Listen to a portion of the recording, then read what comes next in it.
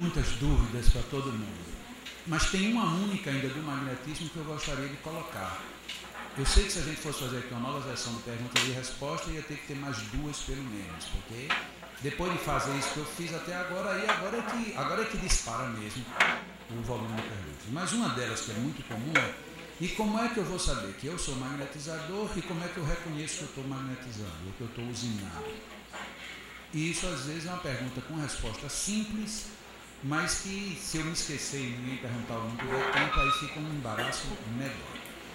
Muitas pessoas têm sinais muito peculiares. Essas são mais difíceis. Tem pessoas que, por exemplo, quando eu vou aplicando um passe em uma pessoa, eu sinto uma coceira debaixo do meu pé esquerdo. Numa primeira vez, isso pode ter sido apenas uma coceira no pé esquerdo. Nada mais do que isso. Mas de repente você começa a aplicar passes e sente que em algumas pessoas coça o seu pé esquerdo do mesmo jeito e que noutra hora não coça. Então você já vai ter que prestar atenção porque aquilo tem alguma relação. Como isso é uma coisa muito estranha, você vai ter que ter muito cuidado de observar para saber o que é que isso quer dizer, porque não existe nenhum código em lugar no mundo dizendo que coceira debaixo do pé esquerdo quer dizer aquilo. Então é você que vai ter que descobrir. E você, inclusive, vai ter que descobrir se isso é um tato magnético ou se isso é uma característica de usinagem. Então, você vai estar sozinho e vai ter que você mesmo se pesquisar e se reconhecer.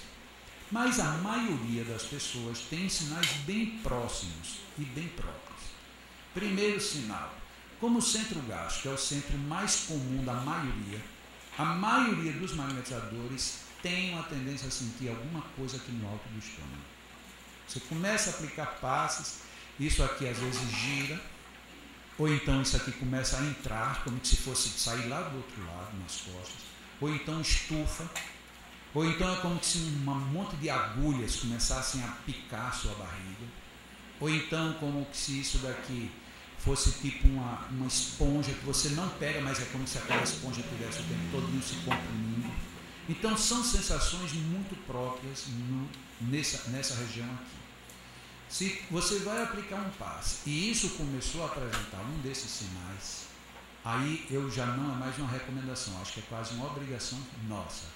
O que quer que você faça, despeça depois.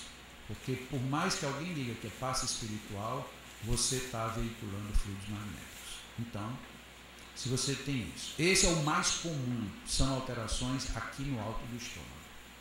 Não quer dizer que você não sentindo aqui não tenha magnetismo. O outro ponto muito comum é no esplênico. E muitas vezes quem tem no gástrico também sente no esplênico. Só que por estranho, eu até falei ontem, por estranho que pareça, na maioria das vezes a gente não sente do lado esquerdo, que é onde ele está. A gente tem uma tendência de sentir no fígado. Sabe aqueles negócios, a gente terminou de comer e saiu andando muito apressado e dá uma dorzinha aqui embaixo? Aquela dor é super comum em quem usina no esplênico.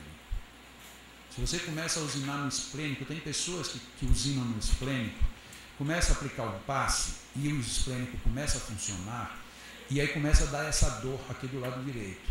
E é engraçado que você vai dando, e aí você quer acomodar a dor, e tem pessoas que quando terminam o passe estão totalmente tortas, mas é para tentar acomodar a dor que é repercussão da usinagem do esplênico.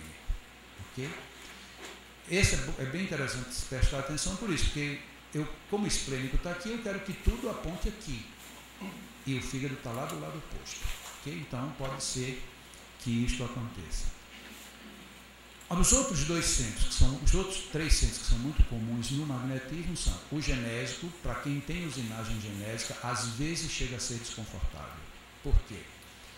No homem, normalmente dá uma sensação de ereção ou de excitação. Imagina você estar orando, pensando em Jesus, querendo ajudar uma pessoa doente e de repente você se sente em ereção. É extremamente embaraçoso. Eu conheci alguns magnetizadores que nem se sabiam magnetizadores que deixaram de aplicar porque quando estava aplicando o passe se sentia em ereção. E aí, para palavras deles, o pior é que quando a gente se afasta que vai olhar, não está em ereção.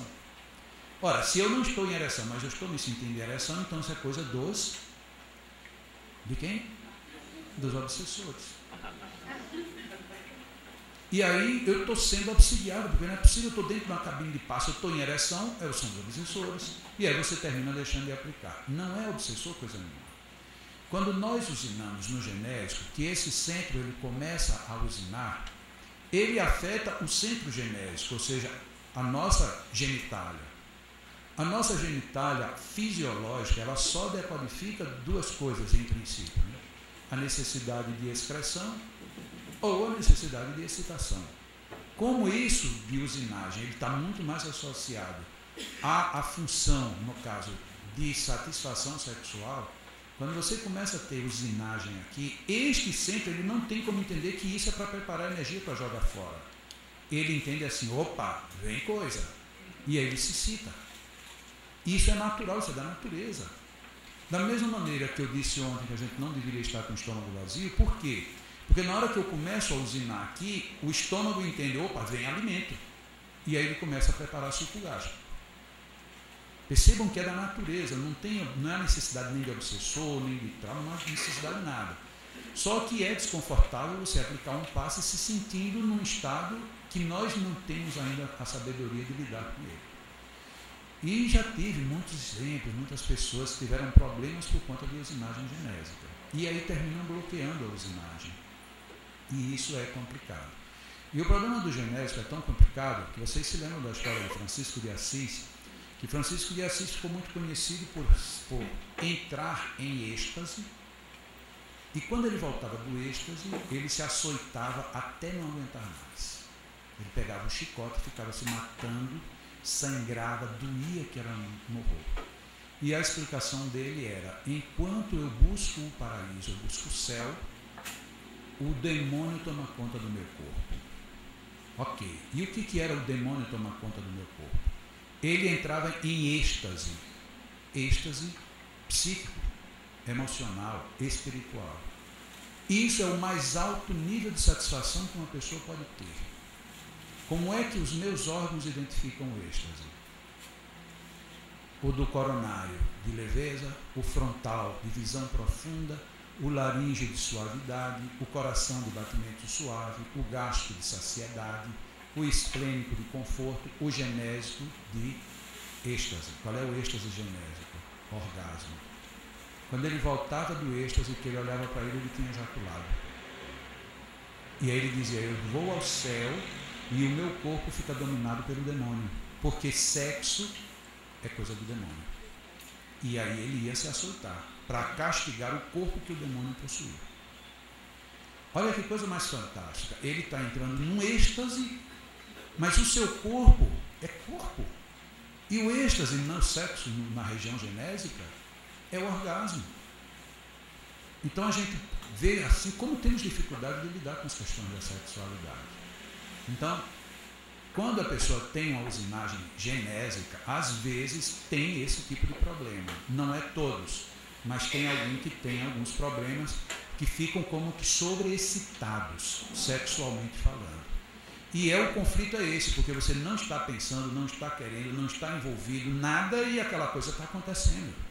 E está acontecendo por quê? Porque você está entrando num padrão de usinagem que a natureza responde naquele terreno, ok?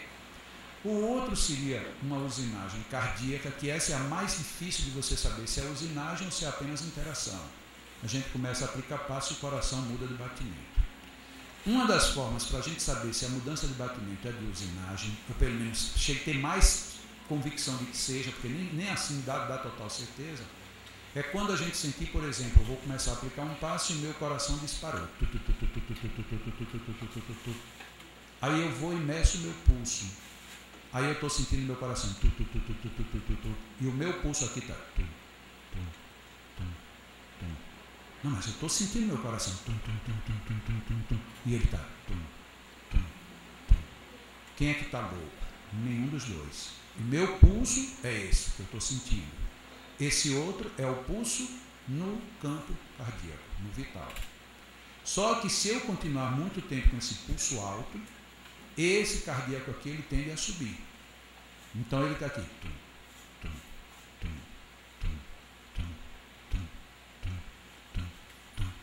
Depois de um certo tempo ele não chega lá, mas ele chega perto. Ok? Isso é uma característica de que o centro cardíaco está também em processamento. E o outro é o laríngeo. No laríngeo a gente tem uma tendência a sentir ou secura, ardor, giro, compressão, como se a gente fosse ficar sufocado, ou como se de repente isso aqui abrisse de vez. Normalmente quem tem isso, se usar o sopro, terá uma boa resposta. Então são sensações muito físicas. Além dessas, tem outras relativamente comuns, uma associada principalmente à sudorese. Tem pessoas que quando começam a aplicar um passe, pode estar gelado o ambiente. Você levantou as mãos, entrou em usinagem, você começa a transpirar da cabeça aos pés.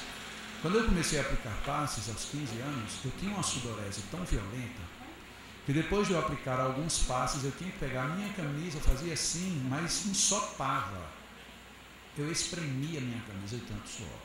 Eu transpirava absurdamente, tanto que era inconveniente a pessoa, do terceiro em diante, quando eu ia aplicar passes, que a pessoa recebia passes e chuva ao mesmo tempo, né? Porque era suor por tudo quanto era lado, eu era movimentando e aí não tinha como se conter o suor. Então era um negócio violento. Hoje, olha que coisa engraçada, eu ainda tenho uma sudorese em alguns momentos, do joelho para baixo. Eu começo a aplicar um passe com muita usinagem, eu começo a transpirar do joelho para baixo, somente nas pernas, literalmente. Que coisa interessante, por que só as pernas? Eu não sei, mas eu sei, entre vários fatores que eu me conheço, um deles é esse, a minha sudorese é do joelho para baixo. Às vezes eu estou com uma calça dessas que fica bem transparente, o suor quando pega fica bem visível, né? E às vezes eu estou fazendo muitos passos e o pessoal diz, eita, Jacó, hoje você mandou ver, né? E às vezes eu pergunto assim, mas por quê? Só as tuas pernas. Aí está molhada a minha calça daqui para baixo.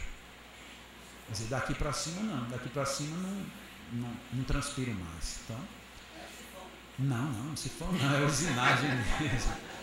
Então, vejam que coisas interessantes. Tem pessoas que até me perguntaram aqui no intervalo, já que você falou que tem gente que faz isso para aquecer as mãos, mas eu não preciso fazer. Eu começo a aplicar o passo e de repente a minha mão fica muito quente ou muito gelada. Pode ser um dos sinais também de interação magnética. Não dá para dizer que em todo mundo é, mas é muito provável. Como é que a gente pode ter agora a certeza de que essas coisas são sinais de usinagem? Ouvindo o paciente.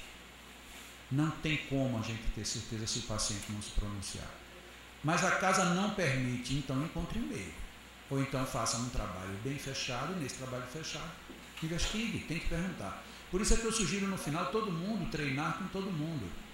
Porque aí eu treinei com você, olha, eu fiz em você um passe. Agora eu não vou nem dizer o que eu fiz, o que foi que você sentiu. De uma outra vez, aí você não diz o que sentiu, eu digo primeiro o que foi que eu fiz. E aí a gente começa a confrontar. E aí a gente vai descobrir, olha, eu nem sabia, mas você naquela semana passada, você me falou que tinha sentido alguma coisa aqui, como uma glândula por aqui, e eu nem sabia que existia. Não sei por que eu passei a semana com isso doendo, e eu fui ao médico, e ele disse que isso estava muito inflamado, e que não sabe como é que eu estava aguentando. Eu disse, opa, então eu tenho tato magnético. E aí a gente vai começando a se descobrir.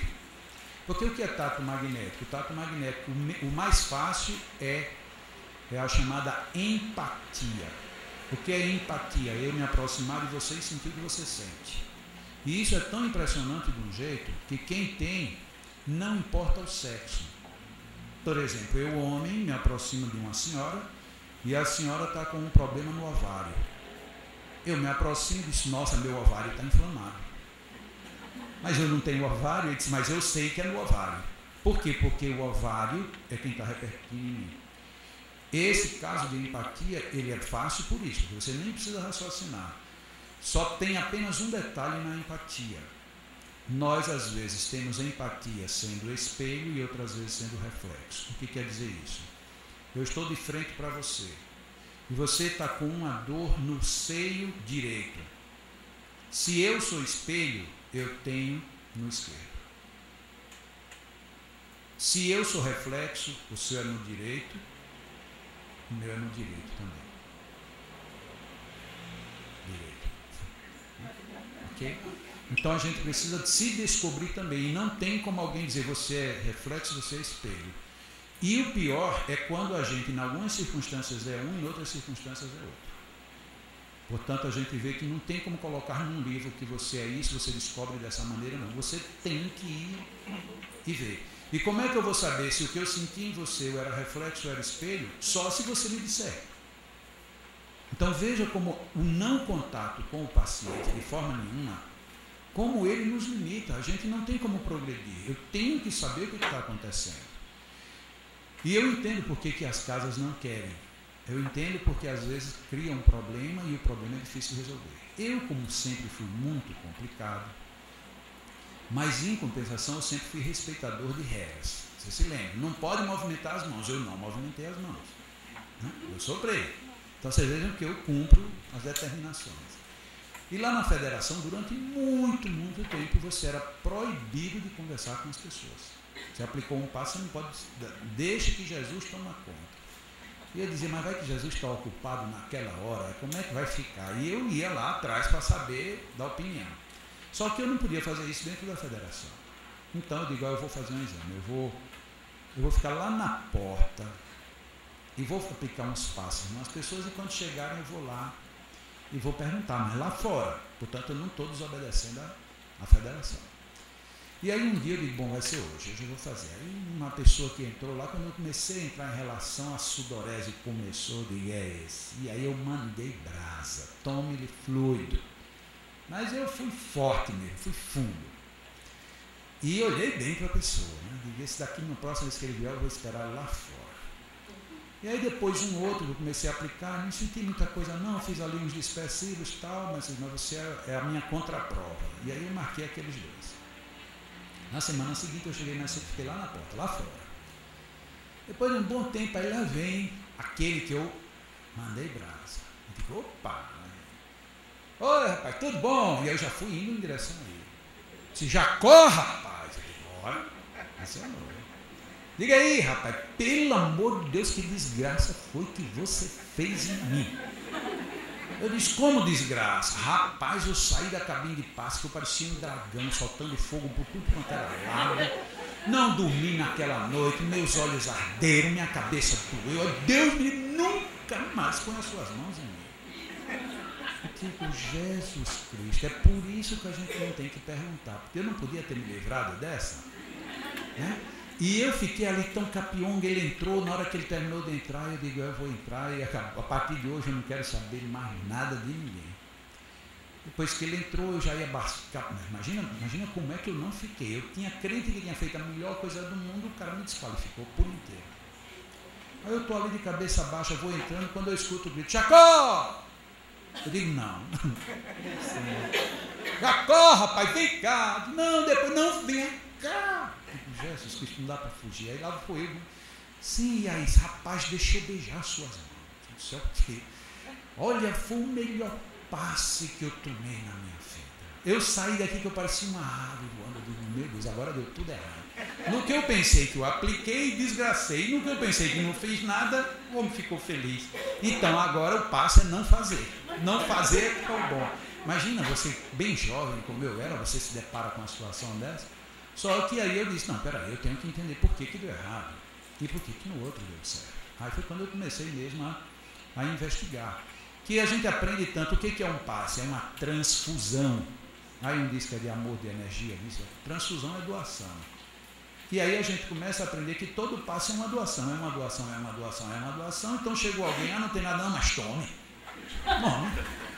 Não, mas eu não estou precisando, não, mas tome. E aí tome fluido, se você está precisando ou não, o problema é seu, mas é uma transfusão, então vamos transfundir agora, toma lá fluidos. E aí depois a gente vê que nem todo passe é necessariamente uma doação direta, nem todo passe necessariamente é uma necessidade fluídica. Alguém chegou no centro totalmente congestionado, ele está com excesso de fluidos, se você der mais fluidos, desgraçou o pobre coitado. Deve ter sido o que eu fiz naquele desgraçado dragão, até hoje, quando eu lembro dele, eu lembro de um dragão, porque a imagem que ele jogou na minha cara foi muito forte, né? Eu me encontrei com ele poucas vezes depois, mas às vezes que eu olhava para ele, eu via o fogo sair. Por conta do erro que eu cometi. Né? Só que eu não fiquei de braços cruzados, eu fui procurar saber. Esse é um problema do perguntar ao paciente. Porque se ele disser, hein? Nada, ele não quis não. Ele está louco. Não quis de jeito nenhum. Nós temos uma pessoa lá, a Sônia conhece de nome, o João, que é o nosso coordenador, inclusive lá no Leandro, coordenador de passes. Ele estava se transformando em espírita ali por pouco tempo. Ele foi assistir uma palestra. E a palestra, o companheiro estava falando, e de repente ele começou a falar da vida dele, que era casado, já estava no segundo casamento, mas no primeiro casamento foi um casamento muito trabalhoso, porque ele era casado com uma jararaca. Olha que felicidade o cara dizer isso, que público. Mas a jararaca era infernal, então eu não queria saber. Quando eu chegava de noite, que ela estava dormindo, eu dizia: Senhor, controla essa jararaca. E eu dava passo na jararaca para ver se eu aguentava, mas um dia terminei nem aguentando mais e me separei. Tá? E o João ouviu aquilo. E aí João disse: eu tenho uma que não é uma jararaca, mas já está por aí lá em casa. Eu já sei o que eu vou fazer, deixa ela dormir. E João não entendia nada, né? Ele tinha ouvido palestras, falava sobre passo, mas ele não sabia nada. E ele chegou em casa e a jararaca dele estava dormindo, né? Ele disse: eu vou acalmar a jararaca hoje. E chegou lá e mandou brasa. Mas foi rápido, João disse: nada, Jacó, foi uns 20 minutos ou mais. Aí esse legal. E a jararaca, isso ele conta de público hoje, né? E a jararaca, Jacó, daí uma meia hora, eu só ouvi foguete. Ai, ai, ai, ai, ai, ai, isso que foi? Ai, eu estou toda travada, está doendo minhas costas. Ai, ai, ai. Não, mas eu falei: não, eu não aguento também. Que ele tentou pegar e ela não conseguia se mexer, e com muito sacrifício teve que colocar no carro, levou para o hospital, ficou internada, tomou remédio de tudo quanto foi jeito e a dor não passava. 2 dias depois chegou em casa ainda andando toda fora. E aí ele ingenuamente disse: olha, você estava dormindo, eu aprendi, aí fiquei rezando um Pai Nosso nas suas costas. Até hoje ela nunca mais tomou um passe na vida dela, até hoje, com ninguém. Ela não permite que ninguém abrigue um passe. Também vai chamar uma mulher de jararaca, não sei o quê. Então veja que o negócio não é tão simples, não é? Não? Ok. Um dia eu fui fazer uma palestra, a depressão do adolescente. Quando me deram o nome, eu disse: opa, que coisa é essa? Depressão do adolescente? Existe isso? Todo mundo deve saber que, eu não sei todo mundo, mas muita gente que me conhece sabe que eu estudo magnetismo apenas por conta da opinião feminina, exclusivamente por isso. Eu sempre, desde menino, eu dizia que nesta encarnação, meu trabalho era com suicida. Eu iria trabalhar com suicida. E me programei todo para trabalhar. Eu tenho muitas coisas sobre suicídio, eu pesquisei muito. Tem uma sociedade nos Estados Unidos, Sociedade Cicuta, que ela tem livros exclusivamente a favor do suicídio e da eutanásia. Eu comprei todos e li todos. São as literaturas mais danosas, mais negras, mais violentas que eu já li na minha vida. Mas como eu queria conhecer, eu tinha que conhecer quem é a favor e quem é contra. Então, eu sempre quis estudar suicídio, sempre. Mas uma mulher, a minha mãe, dizia: seu compromisso é com magnetismo. Eu dizia: mamãe, eu não me lembro desse compromisso. Ela disse: não brinque com coisa séria. Eu digo: eu não estou brincando agora, eu não me lembro. Aí ela: saúde, mamãe. Muita, bem muita. E aí ela dizia: mas o seu compromisso é com Allan Kardec. Mamãe, olha, brincadeiras à parte, eu não me lembro de ter assinado esse compromisso com ele, não. Disse: mas é. Eu digo: como é que a senhora sabe? Disse: não brinca. Eu digo: não estou brincando, eu queria saber como é que a senhora sabe. Ela nunca me disse como é que ela sabe isso, não. Mas ela insistia que eu tinha que estudar sobre passes. E todas as vezes que ela ia falar de suicídio, ela disse: nem me venha com aquela coisa. Ou seja, ela nem a palavra ela fala, é aquela coisa. Nem Natal, todo mundo sabia que eu gostava de falar todos os assuntos relacionados à morte. Morte, suicídio, pena de morte, eutanásia, aborto. E aí, de repente, não sei por que me chamaram para participar de um evento lá em Natal para falar sobre a depressão no adolescente. Eu digo: o que tem a ver? Eu digo: tudo bem, eu vou fazer. Eu quis rejeitar. Não, Jacob, mas esse tema é a sua cara. Eu acho tão engraçado. Qualquer tema que era sobre morte é a minha cara, né? Então aí eu fui, faltava mais de um mês, eu comecei a estudar o assunto. E quanto mais eu fui lendo, mais eu fui descobrindo coisas que eu nem sabia que tinha vínculo com depressão. Aí eu digo: nossa, que coisa mais aterrorizante é isso. Mas, estranhamente, eu já dizia que o passe era uma boa coisa para a depressão. Mas à medida que foi chegando o dia de eu falar sobre depressão, foi me dando uma angústia. Porque eu sentia que eu estava falando, eu ia falar de uma coisa, mas estava faltando um aspecto que eu não sabia qual era. E eu tinha lido muita coisa, de diversas fontes. E eu não sabia o que era que estava faltando. Chegou o dia da palestra, fiz a palestra, terminou a palestra e eu não sabia o que era que estava faltando.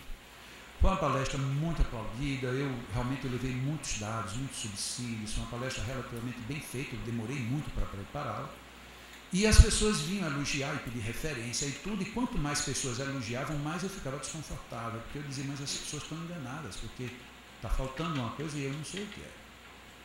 E as pessoas parecem que não estão percebendo. Quando eu vinha vindo para casa, eu disse para minha mulher que estava faltando uma coisa, ela disse, você vai querendo ser perfeccionista, foi a melhor palestra que você já fez até hoje. Tá bom. Não discuto.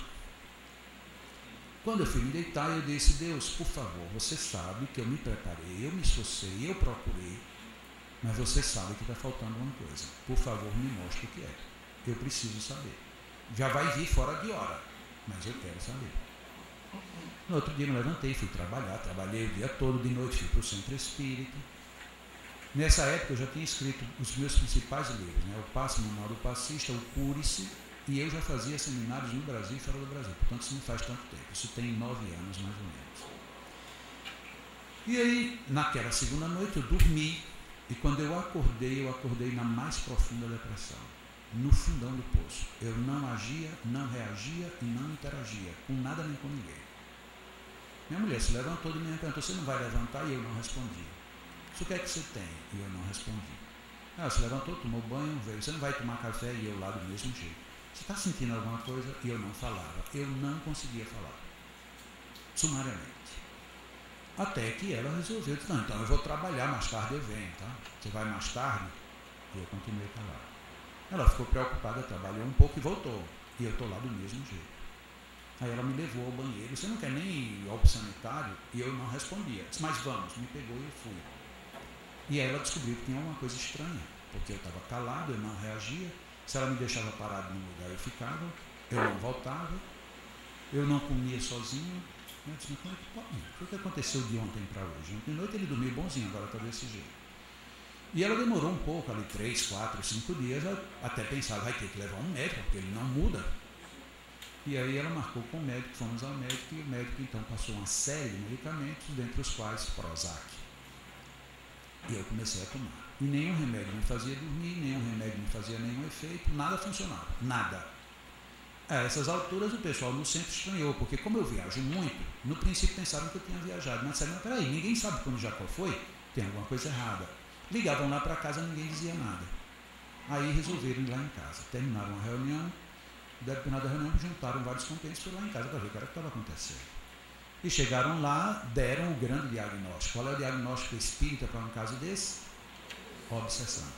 Agora pegaram Jacó de jeito. E aí ali já fizeram um evangelho, fizeram uma oração, e uma grande amiga que até hoje trabalha conosco lá, mulher, uma excelente magnetizadora, ela foi quem disse, não, eu aplico o passe nele. E me aplicou o passe. E quando terminou o passe eu estava pior. O passe me fez mal.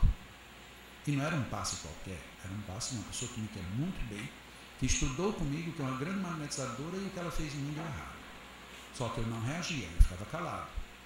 E a partir dali, todos os dias, todos, de segunda a segunda, ia uma equipe lá em casa, fazia evangelho, orava, pedia proteção aos espíritos, aplicavam passes em mim e eu piorava, todas as vezes.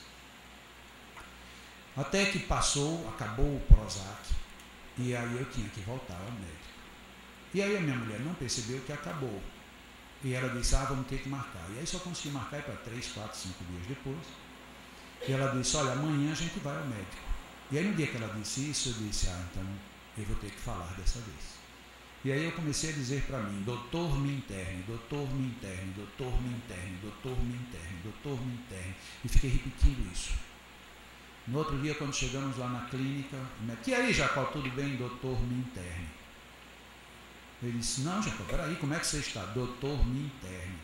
Ele disse, tire seu cavalo da chuva, porque eu não vou lhe internar. Ali ele me deu um tiro. Para mim aquilo ali foi um tiro, porque eu já não encontrava mais solução para a minha vida. Eu não tinha mais sentido nenhum. Eu não conseguia rezar, não falava com meus filhos, não falava com minha mulher, não interagia com absolutamente nada, não dormia, não queria ficar sentado, não queria ficar deitado, não queria ficar em pé, não queria ficar sozinho, não queria ninguém perto de mim, não queria silêncio, mas não queria nenhuma fonte de som por perto. Era o caos, eu entrei no caos. E eu não sabia mais viver. Como era que eu vou viver desse jeito? Então eu vou para um hospital, porque no hospital pelo menos eles vão me dopar e eu vou ficar lá no hospital, acabou-se. Aí o médico disse que não ia me internar. Aí ele pergunta para a minha mulher, e aí, como é que ele está? Eu disse, doutor, está do mesmo jeito. E o Prozac acabou e agora? Ele disse, você vai dar outra caixa. Se não funcionar quando acabar, você já dá outra. E se não funcionar, você dá outra, até o momento que o meu vai funcionar. Eu ouvindo aquilo, eu digo, pronto, ele me deu um tiro e agora ele me jogou na cova. Agora realmente eu morri. E aí eu saí dali indignado, só que eu não expressava nada. No caminho ela parou na farmácia, comprou o remédio. Quando chegamos em casa, ela chega, vem a tomar o remédio. Aí eu tomei o remédio dela e fui entrando. E aí parei debaixo de uma pérola que tinha na entrada do meu quarto, abri o comprimido, tirei um, olhei para ele, eu acho que eu não verbalizei, mas eu pensei, se você não me ajudou, não vai me ajudar nem você que vai resolver meu problema. Amassei a caixa, joguei do lado, e aí nesse momento olhei para as frechas da pérgola e briguei com Deus. Eu tive uma briga séria com ele. Deus, você não pode fazer isso comigo. Eu não admito você fazer isso comigo. Se você quer que eu morra, me leve, me mate e faça qualquer coisa. Agora, me deixar desse jeito, eu não admito. Portanto, parecia até que eu era protestante. Portanto, eu te ordeno, não é assim que eles fazem? Que a partir de agora, você me dê forças, porque eu vou reagir. Eu não vou aceitar essa situação. Não aceito mais. E com muito sacrifício, dei meia volta no corpo, fui até a cozinha e sentei à mesa. Minha mulher tomou um susto. Nossa, você está aqui, o que é que você quer? Eu disse, comida. Mas você quer comer o quê? Comida. Mas o que é que você quer? Comida. Eu não consegui dizer outra palavra. E ela colocou alguma coisa, eu tive medo do garfo, eu comi aquilo, deve ter demorado 1 a 2 horas para comer, mas eu engoli tudo, e a cada colherada que eu dava, aquilo queria sair. E foi uma briga terrível, porque eu não deixava, eu digo, olha, nem que eu segure aqui, não sai, vai ter que descer. Depois foi a mesma coisa com um copo d'água, depois foi para dormir, depois foi para ver televisão, liguei televisão, eu não entendia, parecia que era um idioma estranho, eu não entendia nada, nem sabia o que era, nem se era programa de jornal, não entendia, eu simplesmente não entendia. E eu disse, eu só saio da frente da televisão na hora que eu entender o que está acontecendo. Até que depois de um bom tempo, não sei quanto tempo, foi um tempo suficiente que minha mulher passou, me viu de frente para a televisão e disse, ele agora. E aí, a partir de um dado momento, do nada eu comecei a entender. Eles estavam falando português e estavam dizendo isso, e aí começou a fazer sentido. Então eu comecei a reagir. E a partir daquele momento eu digo, agora eu vou fazer tudo o que eu quero. Mas era muito sacrificial, porque para eu ir, por exemplo, daqui naquela câmera, eu tinha que pensar, eu vou. Para eu ir, o que é que eu tenho que fazer? Eu tenho que primeiro colocar essa perna na frente, depois a outra, e eu vou fazer. Então, tudo que é mecânico eu tenho que fazer raciocinado. Na primeira saída do quarto, eu me encontrei com um dos meus filhos, na época era o menor que eu tinha, me abracei com ele, chorei enormemente. E ele chorou abraçado comigo. Desde que eu tinha tido a crise, a gente não tinha nem se visto nem se falado, porque a mãe não queria que os filhos vissem eu do jeito que estava. Então, foram emoções assim extremamente violentas que eu fui sentindo. Naquela noite daquele dia eu consegui dormir com muito sacrifício, mas dormi. No outro dia eu disse, se eu ontem eu consegui, hoje eu tenho que conseguir melhor. E aí eu fiz absolutamente tudo, lentamente, mas fiz tudo. No dia seguinte eu dormi e no dia seguinte quando eu acordei bom como quem nunca tinha tido nada. 0 quilômetros. E ali eu entendi, primeira coisa, cuidado com o que pedir a Deus, porque Ele pode te dar. Eu queria saber o que era que tinha faltado, eu não sabia o que era depressão. Eu tinha um monte de teorias, mas não sabia o que era. A partir daquele momento eu já sabia o que era depressão. Depressão é o maior inferno que alguma pessoa pode entrar. E o pior de tudo, ninguém que nunca entrou jamais vai entender. E tudo que a gente precisaria era que alguém nos entendesse. E a gente não encontra, nem no médico, nem no remédio, nem no vizinho, nem no parente. E o pior de tudo, nem na religião. Ninguém nos entende. Então é um mundo solitário, sem esperança e sem fim. É terrível. Depressão é a pior situação do mundo. E a outra coisa que eu aprendi é, e agora? Eu ensinei até hoje que passe faz bem e passe fez mal. Todos os passes que eu recebi me fizeram mal. Eu vou dizer agora que passe faz mal, ou eu vou descobrir por que fez mal. Lógico que eu optei por descobrir. Então foi assim que eu comecei a entender a depressão. Comecei pelo pior lado. Fazendo um parêntese, nessa época eu já estava determinado a estudar a ELA, esclerose lateral amiotrófica. A primeira conversa que eu tive com Deus depois foi: Senhor, de esclerose lateral amiotrófica eu entendo tudo. Não quero que o Senhor me explique coisa nenhuma. Nada. Por favor, pode deixar para lá essa explicação. Não quero. Não quero. Eu já sei, essa eu conheço. Essa não precisa me dizer nada. Né? E então eu fui entrar em campo. E o que é que eu fiz? 2 semanas depois eu estou na instituição e entra uma pessoa de braço com outra, olhando para o chão e arrastando os pés. E não era um velho. Quando eu olhei de longe, eu digo: ali vem o meu primeiro paciente de depressão. Lá o nosso sistema até hoje é assim, não é 100%, mas é mais ou menos duplo cego. Ou seja, o paciente não sabe o que o passista nota e o passista não sabe o que o paciente disse. Hoje já não é totalmente, porque todo paciente de depressão, os passistas sabem que é paciente de depressão, porque é uma terapia diferente. Mas ele entrou, quando ele veio de lá para cá, ele fez a entrevista, ele não falou, quem falou foi o acompanhante.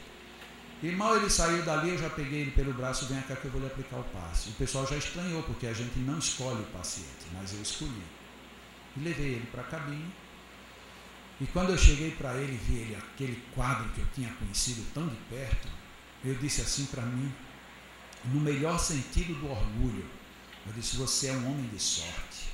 Você vai receber o melhor passe da sua vida com uma pessoa que sabe o que é que você tem e que entende de magnetismo. Lógico que eu estava falando só para mim. Coloquei-o ali, fiz uma prece muito fervorosa e mandei brasa. O pobre coitado não tinha energia nem para andar. Eu digo: você agora vai sair aqui com energia aqui até onde você não precisa. E eu dei o melhor passe que eu achei que eu poderia dar. E ele foi embora. Na semana seguinte eu estou lá na porta, ansioso para ver ele chegar, né? Porque eu queria saber como é que foi a reação. E quando ele vem chegando, eu olho e vem ele se arrastando do mesmo jeito. Eu disse: não é possível. Não é que isso não vem do mesmo jeito, depois de tudo que eu fiz? Bom, ele foi para a entrevista. Terminou da entrevista e disse: deixa eu ver a entrevista. A entrevistadora nem queria me dar a ficha de mim, veio para cá. É a única vantagem que tem de ser chefe é essa. Você pode quebrar a regra na hora que quiser. E aí eu fui lá, peguei a ficha, e para minha surpresa estava escrito: nos últimos 10 anos, fazia 10 anos que ele estava em depressão. Foi a pior semana que eu já passei. Eu digo: nossa Senhora, o que fizeram errado comigo, deu errado nele também. E ali naquele momento eu tinha pouquíssimo tempo para descobrir, ou pelo menos deduzir o que deu errado. Eu me lembrei do livro Passe, que no livro Passe eu falo de fadiga fluídica. E a fadiga fluídica é uma característica de a pessoa que tem fadiga fluídica, ela está sem fluido. Por isso que ela entra em fadiga. Se você está sem fluido, qual é o princípio lógico? É eu lhe dar fluido. Só que quando você entra em fadiga fluídica, os seus centros vitais vedam, colam. E se você coloca fluido, em vez de você melhorar, você piora. Porque já estava vedado e agora você obstrui mais ainda. Então, em fadiga fluídica, você não faz doação direta. Você dispersa para poder ir começando a recompensar os filtros. E depois você magnetiza a água objetivamente e coloca todo o fluido que a pessoa precisa na água. Por que na água? Porque a absorção do fluido na água, ela não se dá pelos centros de força, ela se dá, usando uma expressão de Allan Kardec, de molécula a molécula. A molécula mal-sã atrai a molécula sã e as duas se recompõem. Então você não tem como dar fluido direto, você tem que dar via indireta. Eu digo: será que o caso da depressão é algo parecido? Porque ele é sugador, ele está precisando de muita energia. Eu vou levar o raciocínio da fadiga fluídica. E quando eu peguei no braço para ir aplicar o passe, ele olhou para mim em pânico, como quem diz: desgraçado, você vai me matar. Já não basta o que você fez semana passada, né? Mas ainda bem que ele estava num grau de depressão tão violento, tão profundo, que ele não reagia. Então eu pude levá-lo e colocá-lo na maca, né? No primeiro dia ele até fechou os olhos, no segundo ele não fechou, mas nem com a vaca tossindo ele não fecharia. Porque se você fez o que fez em mim, o que você vai fazer agora? Só que em vez de fazer tudo o que eu fiz da outra vez, eu agora só dispersei muito, mas dispersei muito, uns 20 minutos. E depois peguei a água dele e, entre aspas, mergulhei na garrafa. E ali eu coloquei todo o fluido que era possível. E ele foi embora. E eu chamei o acompanhante e falei que era importantíssima a água. Ele não poderia deixar de tomar água 5 vezes por dia, mas em nenhuma hipótese. A água era fundamental. Ele foi embora. Uma semana depois a primeira semana eu fiquei feliz, porque eu sabia que ele ia chegar bem, ele chegou mal. Na segunda semana eu agora era toda expectativa negativa, né? E se não tiver dado certo? E eu estou lá na porta quando ele vem se arrastando do mesmo jeito. Eu disse, eu não acredito. Eu não acredito. Então agora eu não sei mais o que eu vou fazer. Só que eu estava na aflição quando de repente ele para o passo, aí levanta a cabeça e olha assim. Baixou a cabeça, arrastou mais um pouco. Parou de novo, levantou a cabeça e olhou. Eu digo, nossa, será que ele está querendo interagir? E eu fiquei na expectativa. Ele andou mais um pouco e parou a terceira vez. E parou olhando para os lugares, como querendo dizer, onde é que eu estou? Na hora que ele fez isso, eu estava na porta da cabine de passe, os passes já iam começar, o maior silêncio, todo mundo recolhido, já tinha sido feito prece. Eu dei um grito de alegria. Eu não consegui me controlar. Não tem ninguém dormindo não, né? Ok, eu estava lá na cabine, quando eu vi ele parar a terceira vez, eu falei, Issa! As pessoas sabiam que faziam 4 semanas que eu tinha saído de uma crise. Mas correu todo mundo para cima de mim. Jacó, pelo amor de Deus, o que aconteceu? Ai, Jacó, o que aconteceu? Digo, calma, não aconteceu. Não, Jacó, pelo amor de Deus, senta aqui. Não. E eu não tinha dito para ninguém que eu estava pesquisando. Então ficou um pânico lá no centro, né? Todo mundo querendo me socorrer. Porque como é que Jacó vai dar um grito dentro de uma cabine de passe do nada? Não aconteceu nada e ele vai dar um grito desse? Tinha acabado de sair de uma obsessão violenta. Até que o pessoal se acalmou, né? E eles foram, fizeram a entrevista, e eu fui lá dar a entrevista. Jacó me deu a entrevista. Nos últimos 10 anos, foi a melhor semana que eu já vivi. Yes! É por aqui. E aí eu peguei ele pelo braço, ele olhou para mim, eu estava lendo nos olhos dele, olha, faça como dessa última semana. Não faça o primeiro mais não. Mas aí você já via que o ânimo dele era diferente, ele notou que houve uma diferença. E aí ali começou a mudança no rapaz. Em menos de 2 meses ele já ia sozinho receber o passe. Uma pessoa que nem falava, ele já ia sozinho.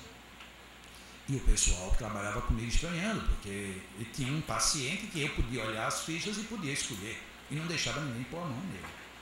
E aí chegou um segundo, porque Deus nunca manda de pouquinho, é impressionante. Aí por isso pedir a Deus, tenha muito cuidado. Peça já dizendo que não quer. Porque o pouquinho dele é sempre muito. E eu disse a ele que eu queria fazer uma experiência. Quando eu menos espero, está cheio de depressivo no centro. Né? E aí eu já estava cuidando de 3 e todos os 3 reagindo. Aí o pessoal me colocou no canto da parede. Já falei, peraí, o que está acontecendo? Você agora está escolhendo, tudo bem, você pode, tá, mas então a gente também vai poder. E lógico, a turma tem que reclamar mesmo. Aí eu digo, não, então vamos fazer o seguinte, você e você. Chamei 3, deixa eu vir começar só com vocês. Depois eu conto para o restante. Aí eu cheguei lá e disse, olha, inclusive, lógico, uma das 3 foi a pessoa que mais me aplicou passes. Eu disse, quando vocês me aplicaram passes, eu piorei muito. O passe de vocês me fazia muito mal. Aquela minha amiga, ela caiu em choro. Eu disse, mas Jacó, eu nunca fiz um passe com tanto amor na minha vida, Jacó.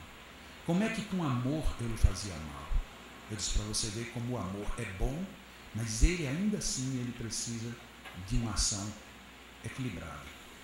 Vocês faziam leituras evangélicas, vocês oravam, você me aplicava um passe com amor, tendo estudado, você não era uma passista casual, e me fazia mal.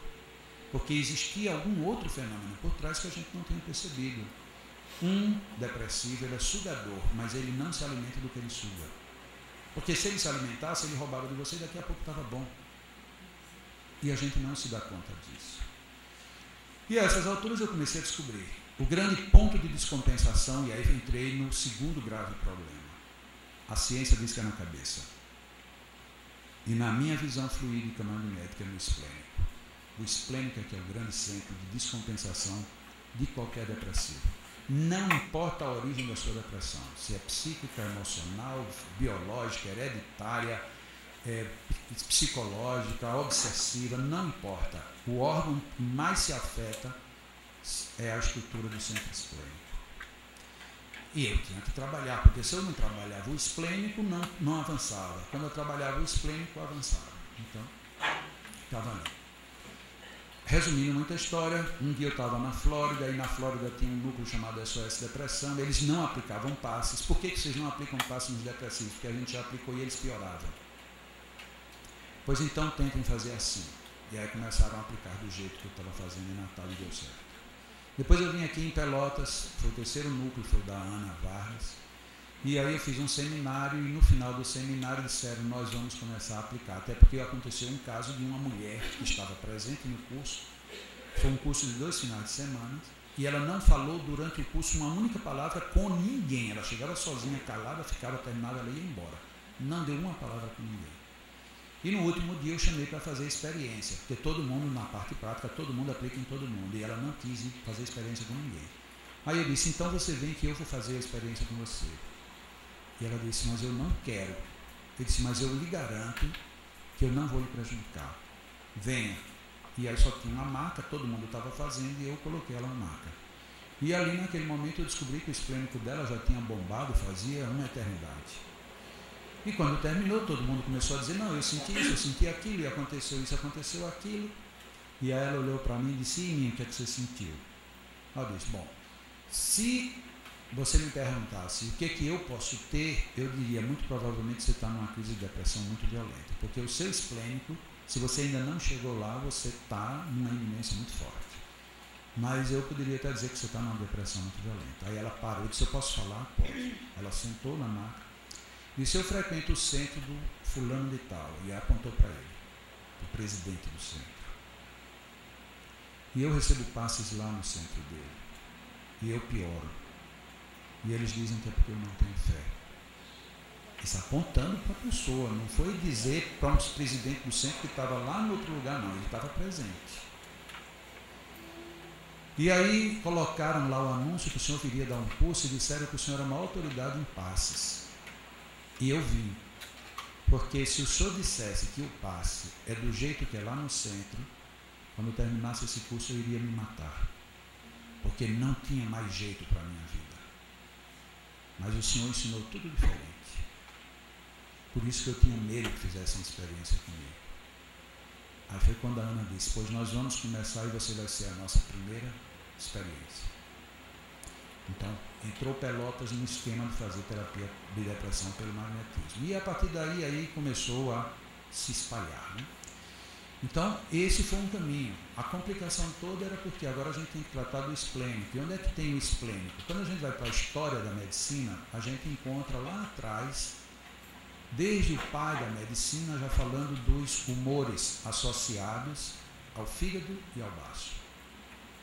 Só que naquela época foi colocado que o baço excretava uma bile que nunca existiu fisicamente, que era a bile negra. E por conta disso, tudo que foi associado à bile negra foi descartado. Mas, estranhamente, a bile negra era responsável pela melancolia, que era o nome antigo que se dava à depressão, e era responsável por toda a queda humoral que o ser humano tinha. E que, portanto, era associada em primeiro plano no baço, que é o órgão pelo qual acessa o esplênico. Depois veio a medicina de Galeno, que foi uma medicina que atravessou mais de 1.100 anos. Então, durante mais de 1.100 anos, a nossa humanidade ocidental viveu sob a égide de Galeno. E Galeno usava de novo o mesmo reforço da bile, usava os sanguessugas como elemento, os vomitórios, tudo isso para poder tirar o que era fruto dessa bile, que era, agora ele já dizia, tanto fruto do baço como também do pâncreas. Então já eram 2 órgãos agora associados. E aí, terceiro, a própria cultura popular se encarregou de colocar o fígado. Ah, fulano está verde de raiva. Por que verde? Por conta da bile que é excretada pelo fígado. Então a raiva tem uma associação com o fígado.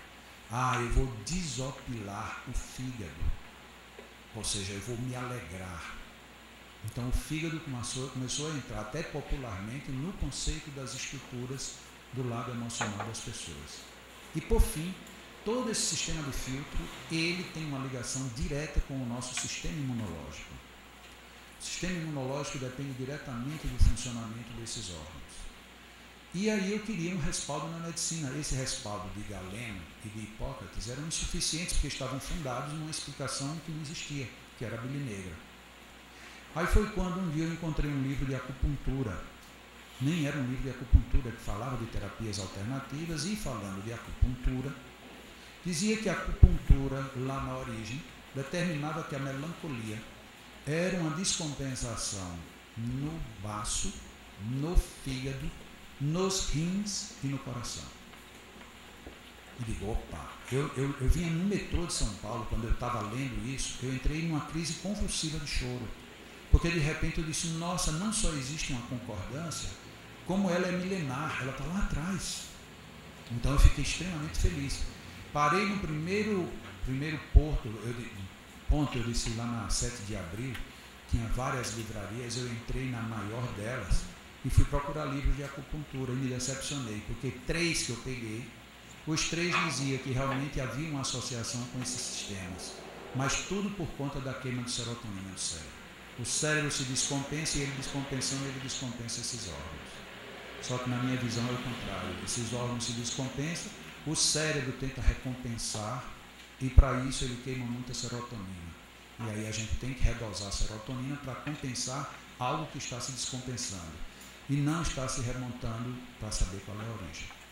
Então nós tínhamos agora aqui essa novidade. Para mim já fiquei satisfeito. Na hora que com a acupuntura eu descobri que tem uma base, ali estava.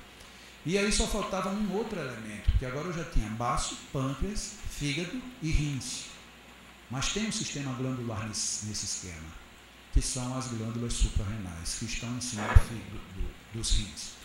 Então as glândulas suprarrenais fecham todo o circuito, apesar de que as glândulas elas não são filtros, mas elas de alguma forma repercutem dentro do sistema. E aí vejam as coincidências. Hoje nós vivemos uma geração chamada geração adrenalina. A geração adrenalina é uma geração que tem usado muito as glândulas suprarrenais, não para fazer o sistema para o qual elas existem, mas para provocar sobreexcitações. Ainda não temos tempo de avaliar o que isso vai repercutir no ser humano, mas nós sabemos que a depressão está tomando conta galopante da humanidade. A AIDS hoje, ela atinge na população mundial o índice de 0,475%, ou seja, menos de 0,5%. A depressão hoje nos Estados Unidos, segundo a Organização Mundial de Saúde, já chegou a 17%. E a previsão até 2022 é de 20% da população mundial. Significa dizer que em cada 5 pessoas, uma ou teve ou estará tendo crises depressivas. Com um agravante. Natal é uma cidade que tem uma população hoje de 1 milhão de pessoas. No mundo hoje se suicidam uma Natal por ano. Temos 1 milhão de pessoas se suicidando por ano no mundo. E a Organização Mundial de Saúde estabelece que 70% dos suicídios têm origem num distúrbio depressivo. Significa dizer que com a depressão nós estamos lidando com outro fenômeno que está passando despercebido, chamado suicídio.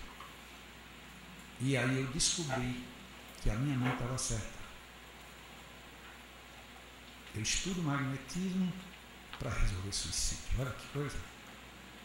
Não é fantástico? É fantástico. A mim me emociona até hoje isso. Eu jamais imaginava chegar ao suicídio de novo, eu me mergulhando tanto em magnetismo. Então, você faz um giro e de repente agora você chegou lá. Nossa, se eu consigo aliviar, diminuir, favorecer para que a depressão diminua, eu estou contribuindo para que diminua o índice de suicídio, porque são 70%. Então, em cada 10, 7 estão se matando por crises depressivas. Se eu diminuir 2, 3, 5, eu estou indo já num galopante processo muito melhor do que simplesmente escrever que o suicídio não é bom.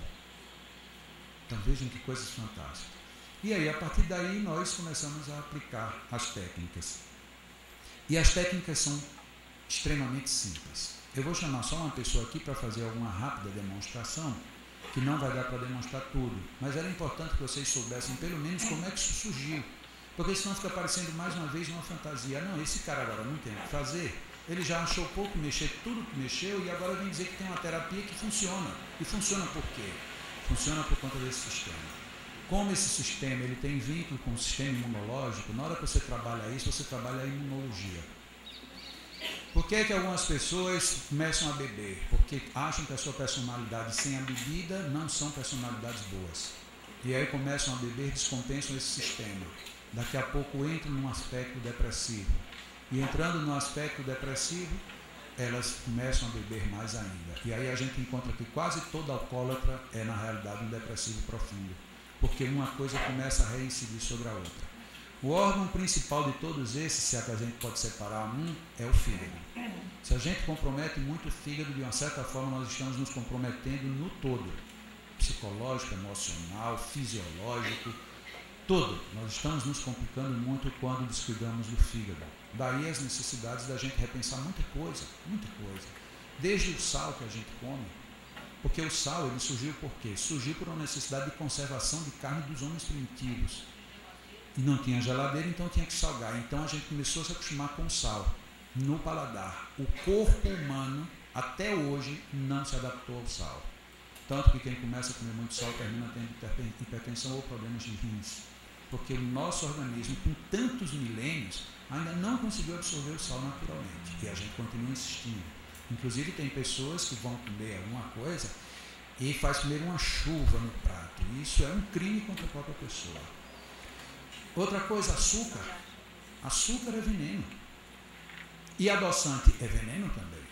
Só que um é dito mais natural e o outro é mais artificial. Nós, quando nos condicionamos em termos de educação alimentar, totalmente equivocados. Quem tem um câncer, se tiver um mínimo de raciocínio, não come mais açúcar. Porque o que é açúcar? Açúcar é energia. Se você põe energia para um corpo e tem alguma coisa que está pedindo muita energia, o que é essa coisa? É um tumor. Então, quanto mais açúcar você comer, mais esse tumor vai crescer. Só que ninguém diz isso na medicina. É estranho. E aí a gente começa a inverter tudo. Vivemos a geração adrenalina. Está todo mundo querendo viver adrenalizado. E qual é o preço que a gente vai pagar disso amanhã? Ninguém sabe ainda. Não deu tempo, historicamente, da gente ter uma resposta dentro de um volume de pessoas muito grande, como estamos vivendo hoje. Hoje em dia, dizer, eu gosto de adrenalina, isso é top, isso é chique, isso é o must. E aí depois a gente vai pagar, assim como hoje em dia a gente passa um carro lá naquela via lá em cima e a gente escuta o som aqui. A pessoa diz, mas eu só sei ouvir desse jeito. Tudo bem, daqui a 10 anos você não ouve mais de jeito nenhum, beleza, sem problema. Ou seja, a gente está se agredindo o tempo inteiro. E tudo isso, de uma certa forma, passa por esses filtros. Baço, pâncreas, fígado, rins. Tudo. As nossas emoções passam por esses filtros, as nossas ideias passam por esses filtros, as nossas reações imunológicas passam por esses filtros, tudo que nós ingerimos ou deixamos de ingerir passa por esses filtros. E esses filtros são cuidados pelo centro esplênico. Paciente com depressão, o primeiro cuidado é esplênico. A maior evidência de que o esplênico é o primeiro a se descompensar. Quem já lidou com depressivo ou quem já sofreu depressão sabe que há 2 pontos que são os primeiros a se descompensarem na nossa vida, quando entramos numa crise de depressão. Apetite e sexualidade, libido. De repente, nosso apetite se altera. A maioria perde o apetite. Outros passam a comer compulsivamente.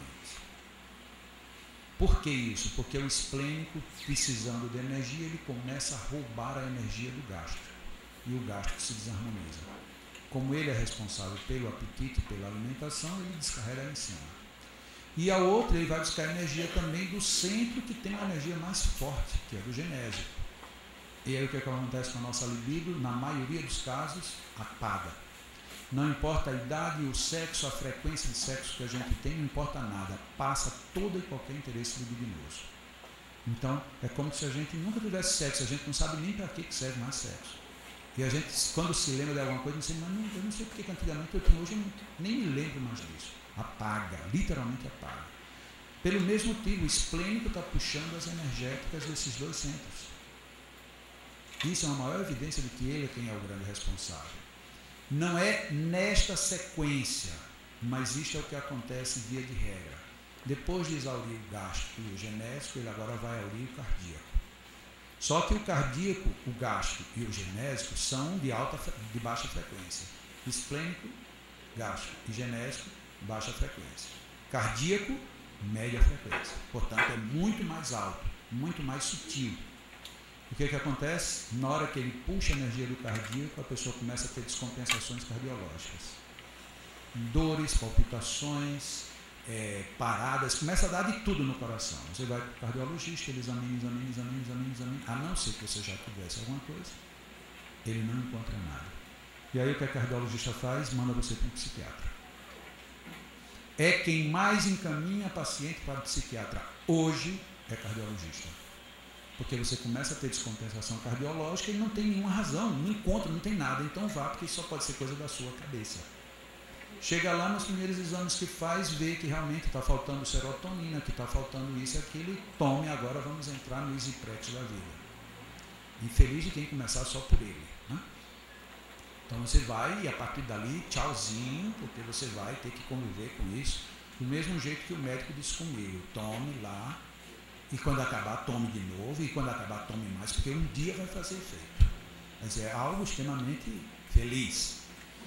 Depois que ele atinge o cardíaco, o próximo ponto é o laríngeo. O laríngeo, não sei se vocês perceberam direitinho, mas como vocês vão reler, no laríngeo é o chamado centro da vontade. Na hora que o esplênico atinge o laríngeo, você não tem mais vontade de nada, muito menos de viver. Quando ele atinge o laríngeo é quando muita gente tem a pulsão de suicídio. Porque você não fala mais, você não consegue verbalizar. Tudo bem? Como é que você está? Não fala mais. É como se criasse um bloqueio no laríngeo. São as energias todas agora sugadas do laríngeo. O próximo é o frontal. No frontal você olha para o depressivo, que ele não tem mais olho, porque o frontal já foi. Então você olha para o depressivo, ele está olhando para você, mas você tem a sensação que ele não está olhando para lugar nenhum. Você está vendo que ele está olhando para você, mas ele não está mais olhando para você. E ele não vê, não identifica, não sabe, não conhece, nada. O frontal já foi detonado. E é muito mais rápido. Por quê? Porque aqui são dois centros densos. Esse é médio. Ele detona. Quando ele chega para o laríngeo, do laríngeo para o frontal e do frontal para o coronário é um nada. E aí você deixa de ser você. Aí você já não identifica, não se identifica, não relaciona, não se relaciona, não quer, não sabe o que quer, nada. Aí você já não é mais coisa nenhuma. Não perante os outros, perante você mesmo. E aí é onde se estabelece de fato o risco de você se matar. E que a rigor, a pessoa que está num alto nível de depressão, ela se matar, ela entra na estatística como suicida. Lógico, ela se matou. Mas na realidade, na maioria das vezes, elas não se mataram. Elas simplesmente não suportavam não viver. Porque a vida de um depressivo profundo é uma não vida. E ele acha que morrendo é a única forma que ele vai ter de ter vida. Isso é muito ruim de se dizer, porque parece que conflita com tudo que a gente aprendeu. Mas são os valores que quem nunca teve não tem como entender. No meu livro eu chamo a depressão de a dama do inexistir. Porque é exatamente o algo que não existe, em compensação é uma dama que toma conta de você. Porque não existe. Você não existe e nada mais existe. Você não tem mais parente, não tem nada. E aí a gente entra nos mitos. Quem tem religião não entra em depressão. Eu tinha e entrei. Quem é espírita não entra em depressão. Eu era e entrei. Quem ama não tem depressão. Eu amava e entrei. Quem vive bem financeiramente não tem depressão. Eu vivia muito bem financeiramente e entrei. Quem não tem nenhum problema de saúde, nenhum problema emocional, não entra em depressão. Eu entrei. Quem trabalha muito não tem depressão. Eu trabalhava muito e eu entrei.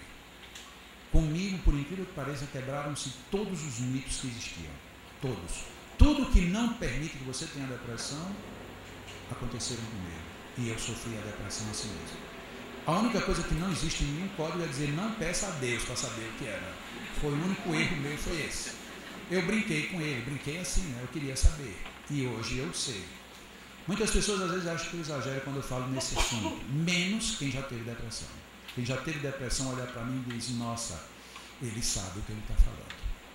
Porque é uma questão de identidade. Tem grupos que trabalham com depressão que tomaram uma providência fantástica.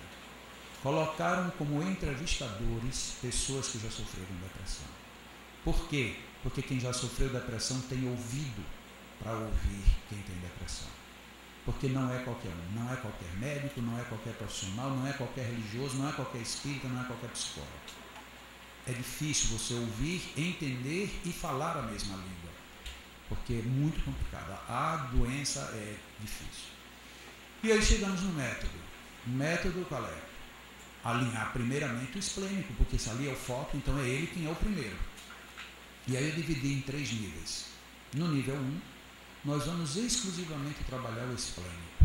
Só ele, e nada mais. No segundo nível, nós vamos trabalhar o esplênico e mais algum outro ponto. E no terceiro nível, nós vamos trabalhar tudo que houver necessidade. No primeiro livro meu, da depressão, eu tinha o 1, o 2 e o 3. Nessa edição que está aí, eu tenho o 1, como fazer a mudança do 1 para o 2, tenho o 2 e como fazer a mudança do 2 para o 3. Quem tem o primeiro livro não está errado, mas está faltando como fazer essa transição. Mas é muito interessante porque muitas pessoas dizem, mas Jacó, eu nunca fiz curso, eu não sei, eu não entendo. Ótimo. Tem uma ilha pertencente a Portugal, chamada Ilha dos Açores, que fica a mais ou menos 2 horas de Portugal de avião. Lá tem um senhor que ele foi a Lisboa e comprou o meu livro Manual do Passista. E ele sempre achou que sabia aplicar passes, que fazia, e ali ele começou a aplicar passes já dentro, mais ou menos, do que está no Manual do Passista. E um dia, voltando a Lisboa, ele encontrou o livro A Cura da Depressão pelo Magnetismo, ainda na edição antiga. E ele achou interessante e comprou.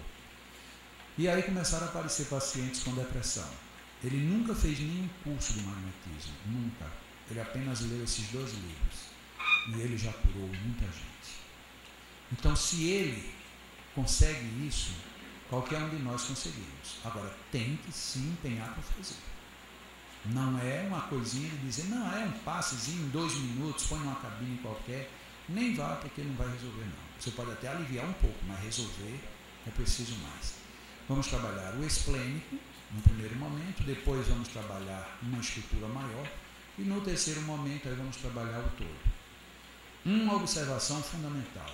Uma pessoa em depressão que vai começar uma terapia magnética, nunca, isso é duro ter que dizer dentro da casa espírita, nunca peça a essa pessoa, ore, faça isso ou faça aquilo. Um depressivo não consegue.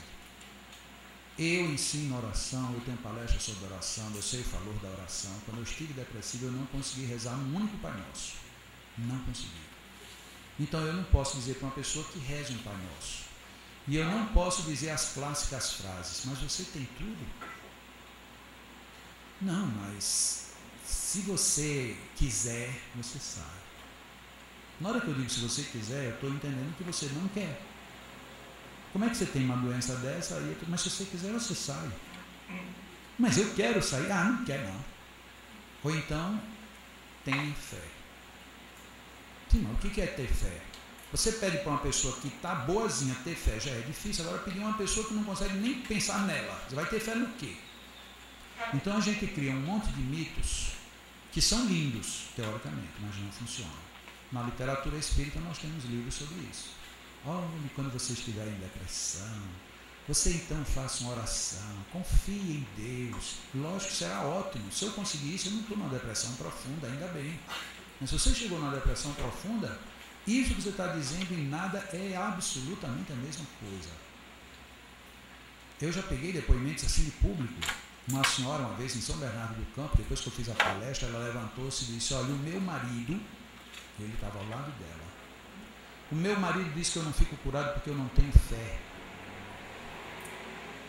E este centro aqui, eu já quis parar de tomar passe porque eu pioro. E quando eu digo que eu pioro, eles dizem que é porque eu ainda não tenho merecimento. E quando terminou a palestra, várias pessoas vieram falar comigo e eu queria falar com ela, e ela desapareceu, foi embora. Eu não consegui falar com essa mulher, eu queria falar com ela pessoalmente. Mas eu soube depois, sabe o que aconteceu? Ela desapareceu do centro, porque o centro não deu nenhuma providência. E aí vamos dizer que estamos trabalhando para Jesus, mas qual Jesus? Jesus do Rio que passa lá no quintal? Ou é Jesus Cristo? Porque se fosse Jesus Cristo, eu já teria ido naquela mulher e ia procurar o que era o problema. E para completar o depoimento dela, sabe o que foi que ela disse? Eu só não me matei ainda. Imagina você dizer isso de público, no centro espírita. Só não me matei ainda porque o meu filho de 19 anos de idade pegou essa doença. E eu não tenho coragem de ir embora e deixá-lo sozinho com ela. Olha que coisa dolorosa, quer dizer, você tem a mãe e o filho doente e o centro não fez absolutamente nada. Isso é doloroso. E é doloroso para mim porque eu sou espírita.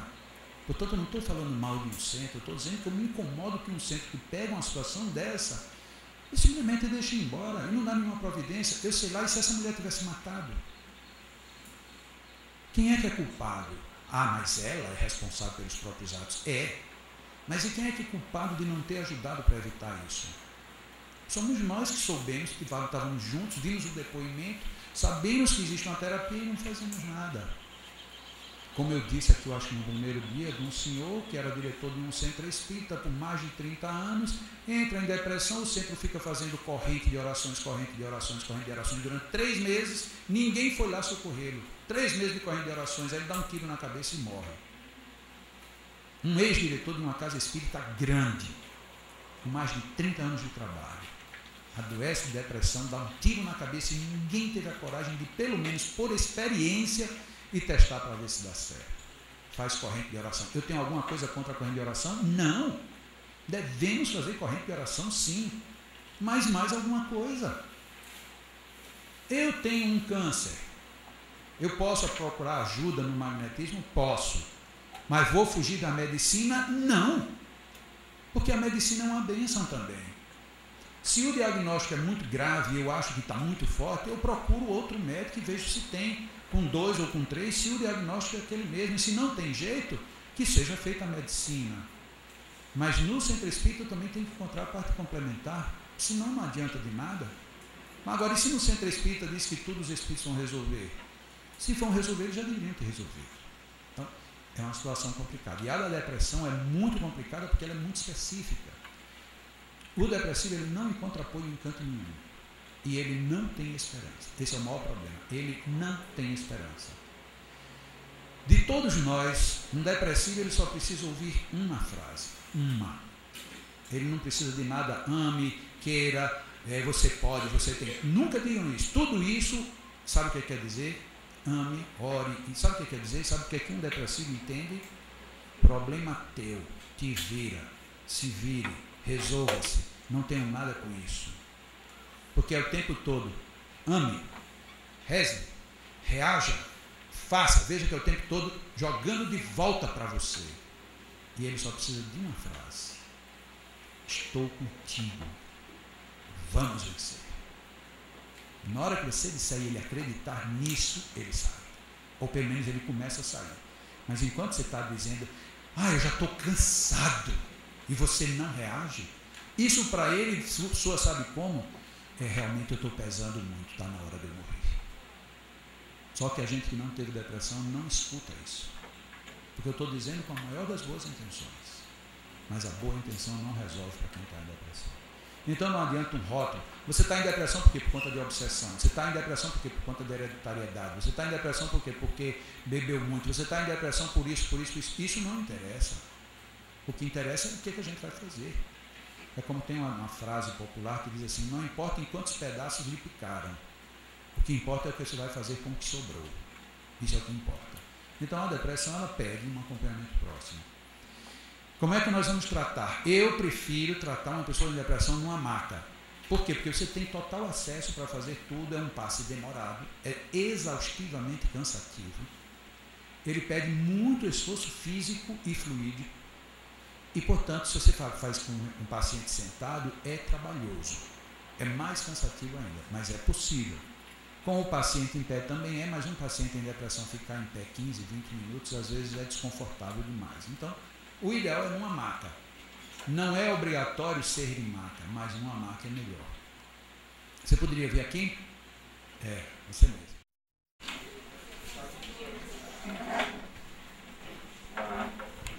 Se ela estivesse numa maca, a primeira coisa que eu tenho que observar é, dentro do ambiente, como é que ela vai ficar deitada. Porque se for um ambiente pequeno, ela vai ficar encostada desse lado, para eu poder ter acesso ao esplênio. Ok? Então, o cuidado começa a partir daí. Você vai ter que ter acesso ao esplênio, porque ele vai ser seu ponto fundamental. Primeira regra do magnetismo que eu falei, qual é? Entrar em relação. É isso? Na depressão, isto não pode acontecer. É uma exceção da regra. Na depressão, quando você começa uma terapia, não pode estabelecer relação. Por quê? Porque enquanto eu estiver tentando entrar em relação, eu começo a usinar e ela começa a roubar energia e começa a se congestionar. Então é um dos casos em que a regra fundamental do magnetismo é quebrada. Não se estabelece relação. Quando você se aproxima, que vai começar o passe, você já entra fazendo dispersivos gerais. E faz dispersivos gerais em todos os níveis. Então, acho que aqui eu estou na posição de para vocês verem, tá? Isso eu queria estar do lado de lá, para trabalhar o extremo, ok? Então, estou fazendo aqui de lado, mas eu poderia fazer isso de frente. Quem já tem habilidade já vem com as duas mãos. Essa mão aqui, ó, envolvendo o esplênico, e essa outra envolvendo todos os outros seis. Quem não tem, faz aqui e depois vai. Ok? Então, faz uma série de dispersivos, começando nos ativantes e vai afastando, fazendo agora até os comandos. Lembre-se, o esplênico ele tem um eixo aqui. E, portanto, essa mão ela vai ter que vir se afastando nesse eixo, para ser bem feito. Okay? Com o paciente deitado, esse é um fator de complicação. Imaginemos que ela estivesse deitada no esplênico aqui para mim, à medida que eu for subindo aqui, afastando, o meu braço vai ter que ir subindo também para poder acompanhar o eixo do esplênico. Ok? Então, na prática, se ela estivesse deitada, eu vim trabalhando o esplênico por transversais, veja que vai chegar um momento que vai ficar bem estranho o meu movimento. A vantagem é, vamos que ela esteja deitada aqui, eu estou fazendo lateralmente, faço várias vezes esse transversal no esplênico. Como eu vou ter que voltar a fazer entre vários transversais no esplênico, depois eu volto e faço de novo, no caso aqui eu faço de novo longitudinais. Faço vários longitudinais, depois volto para o esplênico de novo. Faço vários longitudinais, ativantes, até os calmantes. Posso nos calmantes voltar e ir até os ativantes. E volto de novo para o esplênico. Mas se eu estou no esplênico aqui desse lado, vai chegar um momento que esse meu braço vai cansar. Porque ele está sempre subindo. Não tem problema, eu posso inverter eu e agora eu no outro braço com solo e o outro desce. Não faz diferença. Okay? Então, no caso aqui, estou fazendo aqui o transversal, com ela sentado para o esplênico é mais fácil. Mas se por acaso eu tivesse essa habilidade, eu também poderia fazer assim. Não há nenhuma mudança. Okay? Então, tanto faz eu estar de frente como eu estar em tese de costas para ela. O importante é que eu faça o transversal bem feito. Só para vocês terem uma ideia, a gente vai ficar dispersando o esplênico e dispersando o total, fazendo isso sem parar, pelo menos por 15 minutos. Então, é isso aqui. Não é algo assim que a gente ache que, fizer ali 2, 3 vezes, não. Eu tenho um amigo que é espírita e ele entrou de repente numa crise de depressão pesada. E ele é tão espírita, inclusive conhecedor do magnetismo, que ele participou do primeiro e do segundo encontro mundial de magnetizadores. E de repente ele entrou numa violenta crise. E ele tem ainda 2 fatos complicados. O pai e o irmão se suicidaram por crises de depressão. Isso há anos. Né? Então ele já tem geneticamente uma propensão alta. E aí o que fizemos? Já sabendo de tudo isso, pedimos a um amigo, isso é numa outra cidade bem distante de Natal, pedimos a um amigo que lhe desse assistência. E eu pedi, olha, se possível, aplique todos os dias, porque é um caso perigoso. Ainda mais que com mais ou menos uns 3 semanas para 4 semanas, a mulher dele me escreveu dizendo que ele tinha pedido a ela, olha, por favor, saia de casa hoje e só volte amanhã. E ela perguntou por quê. Ele disse, não, porque eu não vou mais lhe dar trabalho. Ou seja, ele queria se matar. Espírita, ele quis se matar. Porque foi violenta a depressão. Aí eu, quando ela me disse isso, eu me preocupei e liguei para a pessoa que estava aplicando passes nele. Eu disse, você está indo todo dia, você acorda todo dia, de domingo a domingo. Eu digo, então tem alguma coisa errada, porque como é que ele, depois de 3 semanas já aplicando passe, essa pessoa está querendo se matar? Tem alguma coisa errada. Não, Jacó, estou fazendo... Como é que você está fazendo? Você está no TDM1? Estou no TDM1. Você só está dispersando o esplênico, você está fazendo próximo, distante, estou, Jacó, do jeito que você diz. Eu digo, tem alguma coisa errada. E eu queria descobrir o que era, porque não era possível ele estar piorando.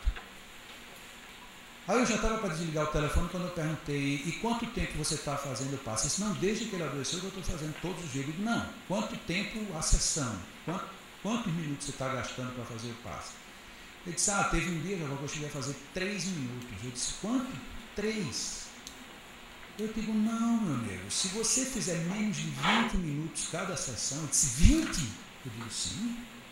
Num caso desse, aí, se você fizer menos de 20 minutos, você não vai fazer quase nenhuma diferença, porque o caso dele é grave. Aí ele passou a fazer 20 minutos. Ele disse que chegou a fazer sessão, fazendo todos os dias, chegou a fazer meia hora de dispersivos, numa única sessão. Lá na casa da pessoa, porque não dava para ser no centro, porque ele não saía mais do quarto. Com 1 mês e meio, ele voltou a todas as suas funções. Voltou a trabalhar, voltou a ter vida normal, diminuiu medicamentos em 1 mês e meio. Está certo que foram todos os dias. Mas vejam que é fantástico um negócio desse. Se fosse só na base do medicamento, ele teria se matado. Porque o medicamento chega uma hora que nos dopa e você simplesmente perde a razão. E você vai querendo recompensar, chega uma hora que você não recompensa mais. Então é uma situação complicada. Então eu estou mostrando alguns casos, só para vocês verem que não é um padrão simples. Muitos casos, no Leão a gente só atende 1 vez por semana. É muito, muito pouco. O ideal seria no mínimo 3 vezes por semana. Mas lá nós só temos condição de fazer 1 por semana. Ainda assim, sendo muito pouco, não temos nenhum registro de caso negativo. Nenhum. Tem uns casos que demoram muito tempo para ter uma evolução considerável boa, mas mesmo assim vão evoluir. Esses casos mais lentos seriam os casos que a gente teria obrigatoriamente que ter 3 ou 4 por semana, ou no mínimo um dia sim, um dia não. Mas como não temos como fazer, vai ficando 1 vez por semana. Então, não, nós aplicamos como um único passista. Não, nesse caso, de 20 minutos, 10, 1, 10, outro? Não, a gente faz só com um mesmo. Até porque, veja bem, no primeiro nível, como a gente nem entra em relação, você já tem um fator de complicação ali, você não estabelece relação magnética. E aí então você já não estabeleceu, e vem outro que também não vai estabelecer, pode ser que isso dificulte o processo. O ideal é pegar um do começo ao fim. Na nossa experiência, nós temos o seguinte, se você aplica hoje no Leão, se você aplica 5 passos de depressão seguidos, no 6º você não aguenta mais nada. Nada, ele é extremamente estafante. Mas se você aplicar, por exemplo, 3, e o seu 4º passe ser até um outro passe muito mais desgastante, por exemplo, um paciente com câncer, por exemplo, você depois pode aplicar mais 3 e não tem problema. Aí você aplica outro de outro tipo, depois você pode aplicar. Então você pode aplicar vários, não seguidos, porque seguido você chega na hora que você estafa. Só que a vantagem da estafa, da depressão, é porque você se recompõe rápido. Num caso de você trabalhar doenças, ou doenças senis, pelo menos, você, depois que se estafa numa doença senil, ou seja, você pegou um idoso e gastou muita energia com vários idosos, você terminou ali, você não tem energia mais nem para beber água, você está zerado, e demora, aí vai 1 dia, às vezes 1 dia e meio para você se recuperar. Na depressão você chega praticamente no fim da sua energia, mas daí a uma recuperação ou 2, daí a meia hora, 1 hora, você já está de novo energizado. Por quê? Porque na depressão, você na realidade, você não está fazendo uma doação, você é como se você fosse uma máquina de hemodiálise. Você simplesmente está fazendo circular tudo que está estacionado. E aí vai e passa por você. Então aquele movimento é que lhe exaure. Mas depois que você parou de filtrar, você começa a se recompor. Daqui a pouco liga a máquina de novo e está bem outra vez. Okay? Eu uso essas analogias só para a gente entender, mas não pensem que nós somos máquinas de hemodiálise, não. Okay? É só para a gente ter uma percepção de como funciona. Então esse é o caso, TDM1. Só que vai chegar um momento em que ela vai passar para o nível 2. Quando é que ela vai passar para o nível 2? Quando nas entrevistas ela já começou a dizer que está bem, que já pediu ao médico para reduzir o medicamento, porque antes eu tomava tanto para dormir e não dormia, agora eu tomo a metade e durmo 3 vezes mais. Então o remédio potencializou. Se você não mudou o remédio, nem você mudou você, por que esse remédio potencializou? Porque agora está filtrando e antes não filtrava. Então agora o organismo está captando tudo. Esse é um problema, por isso é que eu digo que isso aqui tudo é o sistema de filtro. Você começa a tomar medicamentos e ele começa a ser depositado como se surgissem vários sifões e todos eles fossem se congestionando. E aí daqui a pouco você está totalmente empanturrado de medicamentos, vai estourar para tudo que é efeito colateral e ele não faz mais o efeito que ele tem, porque ele não filtra. E muitas vezes na hora que você começa a dispersar, aí você diz, olha, hoje eu nem tomei remédio, mas parece que eu tomei foi o dobro. Por quê? Por conta dos depósitos. Então esses depósitos, e olha bem, depósitos físicos, eles começam a transitar fisicamente no seu corpo e antes não transitavam. Olha que coisa fabulosa, né? Então, a partir do momento que o paciente começa a dizer que está se sentindo melhor, ele já começa a falar, ele já quando chega, ele já olha para você, ele já ri, então ele já começa a mostrar que está mudando. Nesse momento a gente já começa a estabelecer relação rápida. Se tiver dificuldade de estabelecer relação, você já nem tenta muitas vezes e já entra de novo no dispersivo. Mas vai chegar um momento que você já consegue estabelecer relação, faz um tato e começa a sentir o paciente. E o paciente está reagindo bem. Você fez isso, ele às vezes suga um pouco, mas não suga tanto, ele não se descompensa. Então os filtros dele já voltaram a funcionar. Não estão 100%, mas já está funcionando. Nesse caso, para você passá-lo para o 2, ele já tem que dar uma resposta positiva. E você, como magnetizador, você pode fazer uma experiência que tem que ter cuidado quando fizer. Você vai lá no esplênico, faz uma rápida concentração, afasta, e aí depois tenta acompanhar para ver o que aconteceu com esses fluidos, desculpa. Se o fluido ficou parado ou se o fluido se distribuiu. Se o fluido já começa a se distribuir, ainda que ele não se distribua totalmente, é sinal de que o filtro já começou a funcionar. Então aí a gente põe para o nível 2 e observa bem se a pessoa aceita o nível 2. Não é ela como pessoa, mas se o funcionamento fluídico funciona bem no nível 2. Se funcionar, ela continua no 2. Se não funcionar, ela volta para o 1. Não adianta querer apressar. Tem pessoas que com 2 meses, 3 meses vai para o nível 2. Tem pessoas que levam quase um ano para ir para o nível 2. Então varia, não tem um padrão.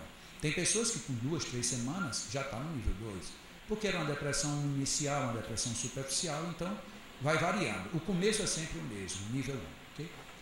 No nível 2, a gente já entra em relação, já faz um tato, procura examinar tudo. E além do esplênico, a gente vai pelo menos procurar encontrar o segundo ponto de maior descompensação. Porque, olha, se o esplênico sugou o gástrico, sugou o genésico, sugou o cardíaco, sugou, alguns pontos aí tem descompensados também. Como até agora eu estava cuidando só do esplênico, agora é hora de eu cuidar de mais alguma coisa.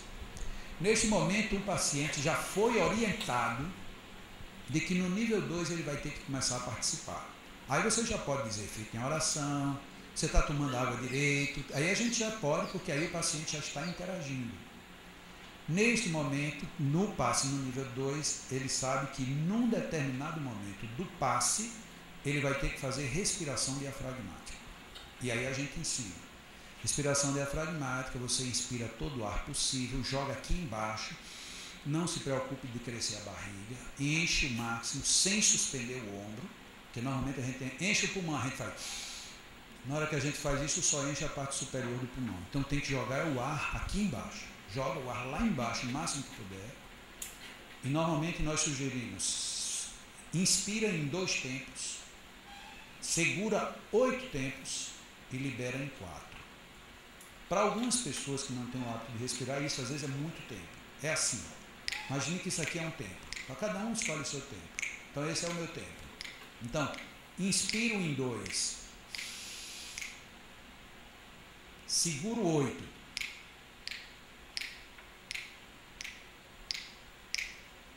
E libero em 4. Terminou, já na mesma contagem já vai 2. Segura 8, libera em 4. Tem pessoas que fazem um tempo mais rápido, não tem problema, tem que ser 2, 8, 4. Não é que só tenha esse padrão, mas esse é o padrão mais seguro para todo mundo, porque muita gente faz, quem faz yoga para isso é café pequeno, mas para quem nunca fez exercício de respiração, vai sentir ora um calor na parte do cérebro e vai sentir tontura por conta de uma superventilação cerebral que esse tipo de respiração provoca. Isso não tem nada a ver com magnetismo. E onde é que entra o magnetismo nisso? Na hora que eu faço esse tipo de respiração, eu libero o melhor uso do esplênico e todos os órgãos a ele associados e crio praticamente uma nova indução em todo o sistema linfático e em todo o sistema imunológico. Então é uma parte que a gente vai trabalhar que a respiração diafragmática é fundamental para isso. O fator complicador é que na hora que o paciente está fazendo respiração diafragmática, eu também tenho que fazer. E aí pesa. Porque se já é cansativo, você fazendo a respiração fica mais cansativo ainda. Ok? Então, como é que é o TDM2? A diferença, nós vamos entrar em relação, depois fazemos o tato, descobrimos para procurar pelo menos um outro ponto que a gente vai trabalhar. Depois que encontramos isso, aí vamos fazer ou seja, vamos ficar só no esplênico, depois a linha, depois vai para o esplênico, depois a linha, vai para o esplênico, a linha. Normalmente isso já vai cair bem no tempo. Antes a gente fazia isso 13, 15, 18 minutos, isso agora vem ali para 7, 8 minutos. Mas o restante do tempo agora vai ser empregado no próximo ponto. Então vamos que o próximo ponto que eu encontrei foi o laríngeo. Então eu vou trabalhar o laríngeo. Aí vai dependendo da nossa habilidade, se vai ser por concentrado ativante, se vai ser concentrado calmante, se vai ser introjeção, se vai ser por circular, e cada um vai usando as suas habilidades. Trabalhou o laríngeo, compensa o laríngeo com os dispersivos, equilibra tudo, dispersa todo mundo, alinha todo mundo, confere. Não, o laríngeo ainda não está muito legal, termina, confere de novo, dispersa, vai, tá bom, agora o laríngeo está bom. Tá bom? Vê lá como é que está o esplênico, o esplênico está bom, dispersa mais um pouquinho, está legal o esplênico, está legal o laríngeo, está perfeito, tá. Agora você vai fazer a respiração. Nesse momento ela já sabe, a gente lembra, nas primeiras vezes a gente lembra, você se lembra como é? Olha, é assim, inspira em 2 vezes. Quando a pessoa, por exemplo, uma pessoa que faz yoga, a gente coloca mais um fator, você inspira 2, segura 8, expira em 4 e retém 4 vazio. Então tem mais um item, né? Mas isso não dá para pedir a todo mundo. Então, então você tem que segura 8,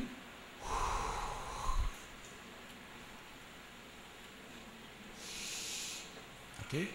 Então você acrescenta mais 4 nessa conta. Mas isso aí é só para quem tem uma boa prática de exercício respiratório, ok? Então, feito isso, enquanto você está fazendo, você vai mandar o paciente respirar 5 vezes e você vai fazer 5 vezes. E você diz, quando você achar que está bom, você para.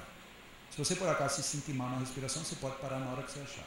Se não, quando chegar na sua 5ª vez, você para. Ou se eu pedir para você parar. Porque às vezes o meu tempo pode ser menor do que o dela, eu termino e você ainda está fazendo, eu digo, não, já chega, tá bom. E aí eu disperso isso tudinho, eu estou fazendo, dispersando no esplênico o tempo inteiro por transversal. Enquanto estão essas 5 respirações, o esplênico está sendo trabalhado. Terminou a respiração, e aí alinha tudo, ativantes e calmantes. Pode-se fazer uma última conferência e ali terminou. No final vai dar de novo 18, 20 minutos. Okay? Então o tempo praticamente é o mesmo entre o TDM1 e o TDM2. No TDM2 a gente já pode de vez em quando ficar experimentando um esplênico. Mas quando você vai passar do 2 para o 3, você aí já tem que forçar o esplênico. O esplênico já tem que estar perfeito. E muitas vezes se usa a imposição por impacto. Porque a imposição por impacto ela é muito chocante para um órgão que esteve travado. Então, se você fizer uma imposição por impacto e esse fluido passar e não congestionar, então o esplênico já está perfeito. Aí ele já pode ir para o nível 3. No nível 3, o que é que nós vamos fazer? O mesmo do 1, só que o tempo vai ser mais curto. Por quê? Porque o esplênico já está praticamente bom. O 2, que vai ser procurar um ponto, só que no 3 a gente não vai procurar um ponto, a gente procurar quantos pontos tiver. E pode ter ou não associação com a depressão. E depois faz a respiração diafragmática, termina tudo, depois que terminou tudo, aí pega o paciente, coloca-o em pé e aí faz o perpendicular.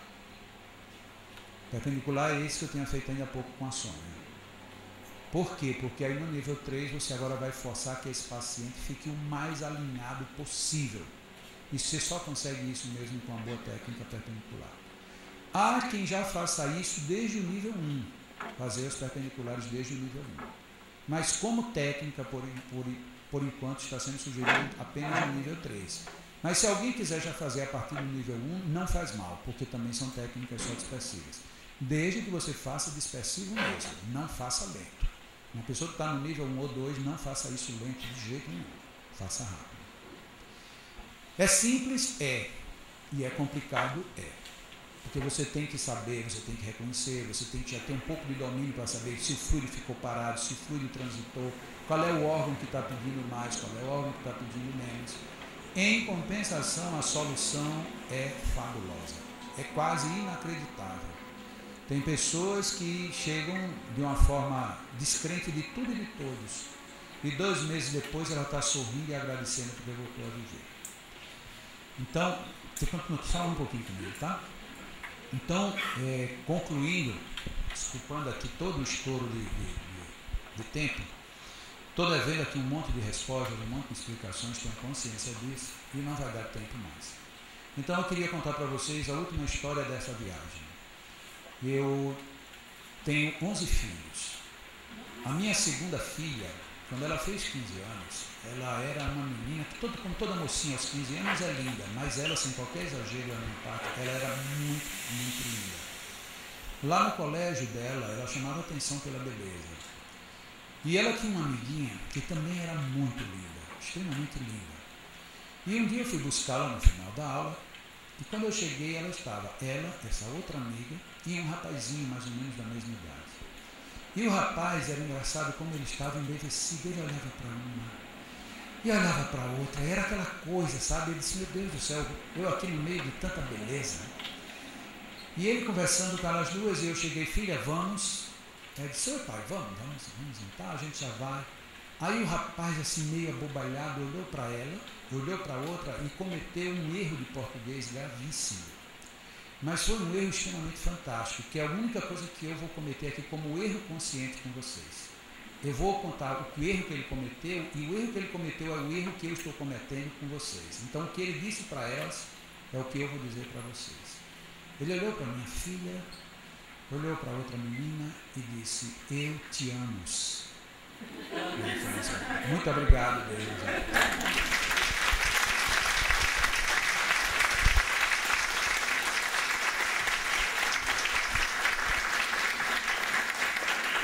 Agradecemos a presença de todos, principalmente o de Jacob Mello. O ano que vem, certamente teremos aí 2 finais de semana, se Deus quiser. Aí todos serão avisados. Vamos nos manter em contato por conta desses e-mails que vocês colocaram, E eu vou pedir, então, para uma amiga, a Dirce, vir fazer a oração final, por favor. Nós não temos muito o que falar. Nós só temos, na realidade, que dizer uma palavra. Mas essa palavra é dita do fundo de nossos corações. Muito obrigado, meu Deus, pela oportunidade que me deste de saber e aprender a ajudar os meus irmãos em necessidade. Obrigada, Jesus, por esta criatura que aqui esteve. Que possa ele sempre estar disposto a ensinar e auxiliar, pois é dando que se recebe, e assim nós acreditamos nisso. Nós procuraremos, querido irmão, fazer o melhor de nós, doarmos o melhor de nós, para que o teu ensinamento seja vitorioso no meio espírita e com todas as criaturas. E eu digo assim, obrigada, Jesus. Obrigada, Jesus. Muito obrigada.